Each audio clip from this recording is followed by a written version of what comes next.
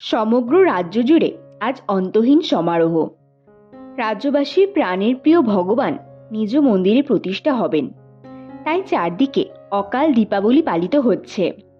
কিন্তু আত্মহারা রাজ্যবাসী কি কখনো এটা জানতে চেয়েছেন যে তাদের প্রভু সত্যি কোথায় প্রতিষ্ঠিত হতে চান?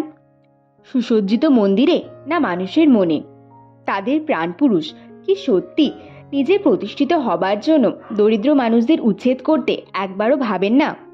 নাকি নিজের জলের পাত্র থেকে জল খাওয়ার জন্য নিম্নবর্গের বা ভিনজাতের মানুষকে নির্মমভাবে হত্যা করতেও দ্বিধাবোধ করেন না? না, একেবারেই না। প্রভুর চোখে তো সবাই সমান, সবাই তার সন্তান তুল্য। তাই তিনি নিজের স্থান অনায়াসেই ছেড়ে দিতে পারেন জনকল্যাণার্থে। নিজে ক্ষুধার্ত থেকেও গরিব অসহায় মানুষের মুখে অন্ন তুলে দিতে এতটুকু দ্বিধাগ্রস্ত থাকেন না। অথচ আমরা তাকে তথা তার আদর্শকে যখন হৃদয়ে স্থান দিতে পারিনি, তখন আড়ম্বর করে তার মন্দির প্রতিষ্ঠা করলে প্রভু কি সত্যি খুশি হবেন?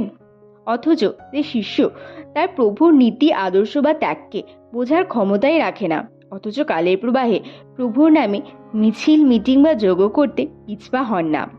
কিন্তু এগুলো কি শুধুই লোক দেখানো, নাকি সোশ্যাল মিডিয়াতে ফেমাস হওয়ার একটি উপায় মাত্র? উত্তরটা হয়তো শ্রীরামই জানেন। কিন্তু প্রকৃত রামরাজ্য সেদিনই আমরা গড়তে পারবো, যেদিন প্রভু মন্দির অপেক্ষা প্রতিটা রাজ্যবাসী তথা দেশবাসীর হৃদয় প্রতিষ্ঠা লাভ করবেন। তার নীতি আদর্শকে গ্রহণ করে তাঁরই মতো প্রতিটা মানুষ জীবনযাত্রা পালনে উদ্যোগী হবেন।